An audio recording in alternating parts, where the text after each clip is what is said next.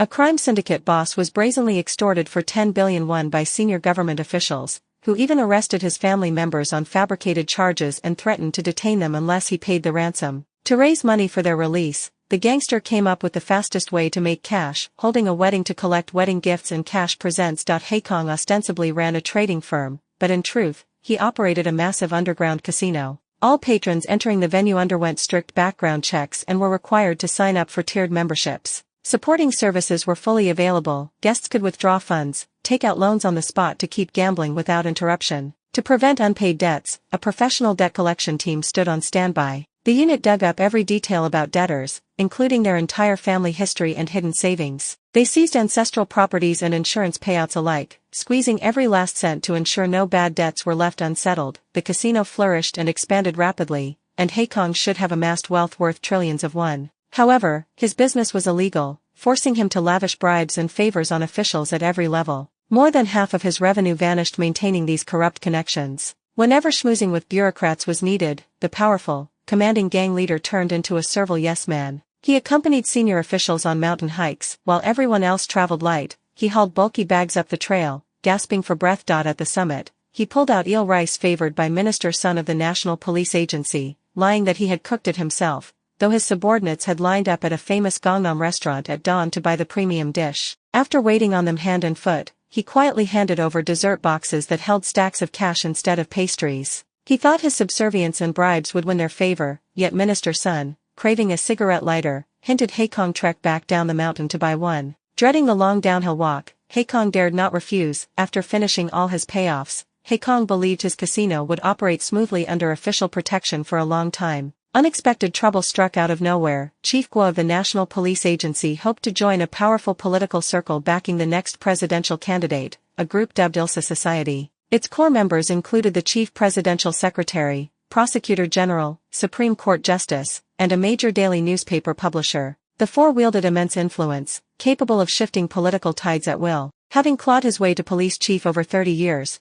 Guo thought his rank would grant him entry, only to face open ridicule. Every other member owned assets exceeding 10 billion won. Though Guo had accepted countless bribes over the years, his total fortune amounted to merely 2 billion won, making it nearly impossible for him to gather the required 10 billion. Upon hearing Guo's predicament, Minister Sun immediately thought of Hae Gang, his obedient personal cash machine. He openly demanded 10 billion won from the gang boss, claiming Hae Gang had profited massively under their protection. Hae Gang explained little profit remained after constant bribes, yet Sun refused to believe a word. To coerce compliance, Sun first shut down the casino. Next, he arrested 3 of Hae Gang's loyal subordinates on groundless charges including intentional assault, drunk driving, and secret voyeurism against women. He even detained Hae Gang's adoptive father, who only held a nominal position at the trading firm. Desperate to free his adoptive father and men, Hae Gang handed over all the money he had scraped together and knelt to beg Sun for their release. Cold-hearted Sun accepted the funds as partial ransom, agreeing to free the 3 underlings first. He gave Hae Gang 3 months to come up with the full 10 billion won to redeem his adoptive father. Overwhelmed with guilt toward his adoptive father, Hae Gang drifted back to decades-old memories.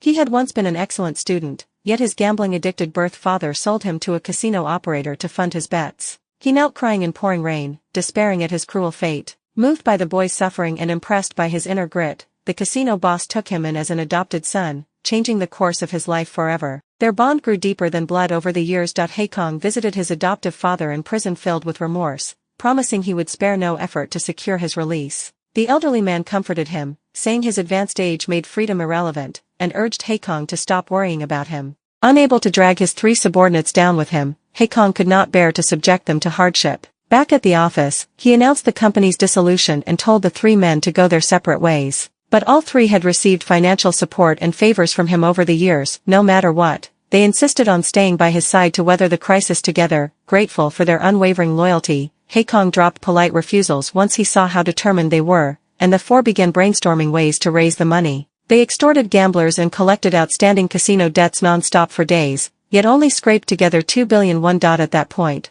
the bespectacled subordinate grumbled that misfortunes never come singly. Someone had sent out an invitation to a birthday banquet. Those words sparked a sudden idea in Hae Gang. For years, he had shelled out countless cash gifts to both criminal associates and government officials without ever receiving a single payout in return. If hosting a banquet could generate quick cash, they would hold one purely to collect wedding gift money. After much discussion, the four settled on a plan. Hae Gang, who carried the most clout, would stage a lavish wedding and invite guests from all walks of life. They had a groom, but no bride. The bride they chose was a complete stranger Hae Gang had never met before. Hari had been put through school by her elder sister. After graduation, she sat for the bar exam twice and failed both times. Unwilling to disappoint her sister's hopes, she lied that she had passed and landed a job at a law firm. To send her sister regular monthly allowances, she juggled multiple part-time jobs. One day, her best friend hooked her up with a side gig for a wedding. She thought she would work as a server, but upon arriving at the venue, she learned she was meant to pretend to be the bride. Downstairs, she caught sight of swarms of gang members and guessed the groom was no ordinary man. Fearing endless trouble, she tried to leave immediately. The two strangers, meeting for the first time for money, linked arms and walked into the wedding hall. Everything went smoothly per the schedule until the guests suddenly roared and egged them on to kiss.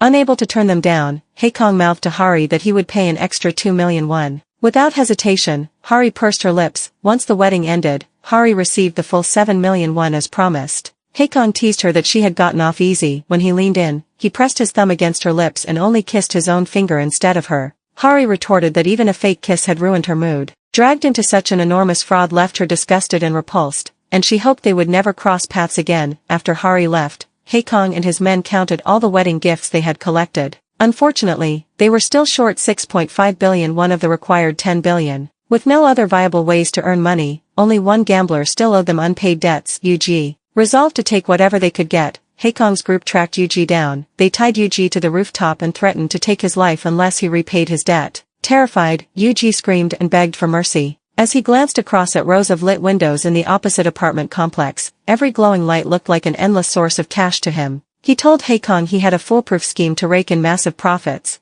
claiming Hae Gang would understand once he saw the bank passbook and notebook hidden inside his jacket. Hae Gang pulled out the two items and studied them closely. He discovered that when UG had served as a labor representative, he falsified property management fees and procurement costs, accepted bribes from bidding companies, and embezzled construction material fees, administrative charges and service fees, pocketing a total of 4 billion won. UG confessed his complex only held a little over 1,000 households, while the apartment complex across the street housed more than 9,000, far more room for illicit profit. Staring at the towering residential buildings, Hae Gang could almost see the full 10 billion won waiting for him. He resolved to seize this lucrative opportunity to gather the full ransom sum as fast as possible. A selfish property owner parked illegally, blocking every vehicle entrance and exit. The formidable gang leader hit the gas and rammed straight into the man's car, crushing it to pieces. Even more ruthless was the mild, harmless-looking bespectacled subordinate, who followed up by slashing the entire vehicle body with a sharp blade until it was mangled beyond recognition. The previous night, Hae Gang had grown eager about the money-making scheme UG told him and pressed for detailed ways to siphon funds through the residential complex management office.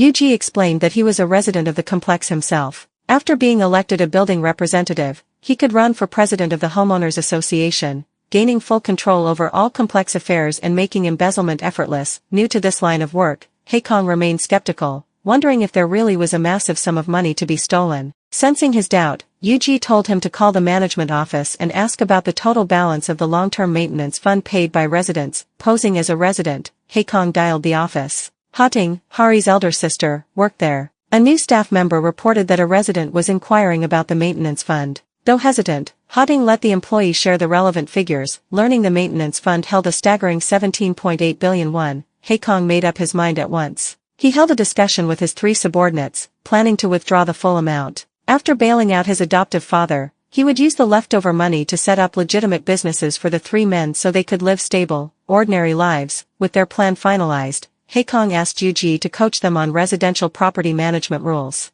UG explained that the long-term maintenance fund was collected incrementally in advance to cover long-term apartment repairs. Residents resisted large one-time payments, so each household only contributed 20,000 to 30,000 won monthly, yet the pooled sum grew enormous. The fund was jointly overseen by the Homeowners Association president and the complex manager. Hae Gang only had 3 months to raise the ransom and could not afford to spend years climbing the ranks. UG said the association president held an official seal. To withdraw funds, both the president and complex manager needed to stamp the paperwork. Once he secured the presidency, Hae Gang could either intimidate the manager the same way officials had threatened him, or bribe the manager to split the stolen money, clearing the path to take the fund. Their first priority was winning the position of building representative, then campaigning for association president within 3 months. Once he obtained the presidential seal, he could take the money and leave. Convinced this was the fastest way to gather the cash, Hae Gang resolved to act immediately. That night, when Hae Gang returned to the apartment complex, he saw a crowd gathered amid a fierce argument.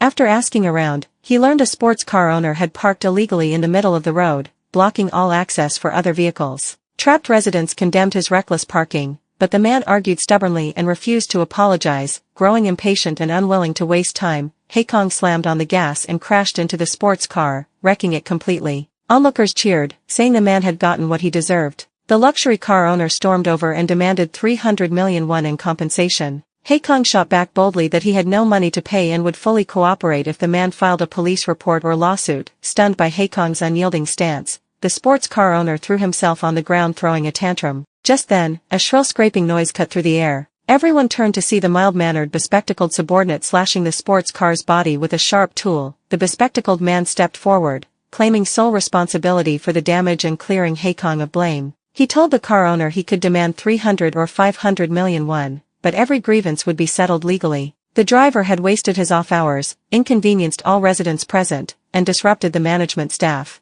He would mobilize his firm's 12 lawyers, specialists at digging up criminal records, and ruin the man's life entirely within legal boundaries. Terrified by the threat, the sports car owner fled the scene in disgrace. The bespectacled man thanked Hae Gang for teaching the rude resident a lesson and offered to repair Hae Gang's car free of charge. At this moment, Hae Gang only took Yoon-won for an ordinary resident of the complex, completely unaware that he was a high-ranking political figure, the founder of Ilsa Society, the very mastermind who had pressured Chief Guo to come up with 10 billion won for membership and ultimately dragged Hae Gang into all this trouble. Early the next morning, Yoon-won found his car tires punctured. After checking the dashcam footage, he confirmed the sports car driver from the previous day was the culprit. To punish the man, Yoon-won used him as a makeshift golf target and toyed with him relentlessly. Only when the driver was reduced to a terrified, pathetic mess did Yoon-won issue a warning that the entire apartment complex belonged to him. Hae Gang still had no idea how ruthless Yoon-won truly was. Eager to get his hands on the 17.8 billion won maintenance fund as soon as possible, he brought his completed building representative application form to the complex management office,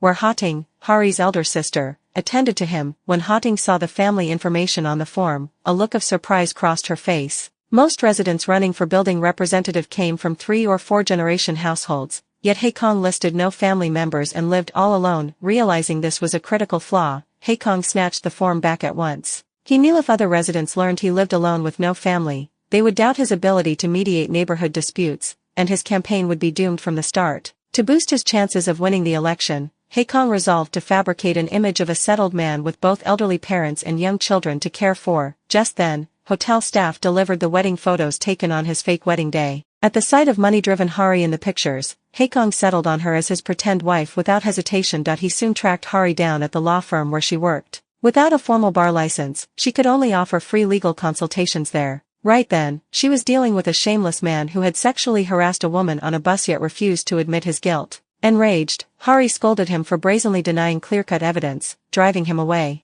Her fiery temper had offended the client, and she was fired by her boss shortly afterward. Seizing the opportunity, Hae Gang proposed that Hari act as his wife for 3 months. Hari saw Hae Gang as dangerous and wanted nothing more to do with him, yet she could not resist the lure of a 30 million won deposit, money she desperately needed. Meanwhile, Hae Gang, who worked at the management office, had tendered her resignation to the Homeowners Association president and complex manager multiple times, promising to keep everything she knew confidential. Still, the two men kept making excuses to delay approving her resignation. This time, Hae Gang handed in her notice again, determined to pester them until they signed off. She even dreamed of quitting to become a pastry chef, a career she had always loved. Hating to shatter her sister's dream, Hari had been worrying over how to help her when Hae Gang offered her this lucrative gig. Upon hearing the upfront payment alone was 30 million won, Hari instantly agreed to his proposal. With his fake wife secured, Hae Gang arranged for Yoo-ji to pose as his father. Yoo-ji immediately revamped his appearance into a stylish, retired artist and boasted he would charm all the elderly women in the complex using the same charisma that once won over young girls, rounding up more supporters for Hae Gang. Lastly, he ordered his big-eyed subordinate to fetch the man's son from the countryside to play Hae Gang's child,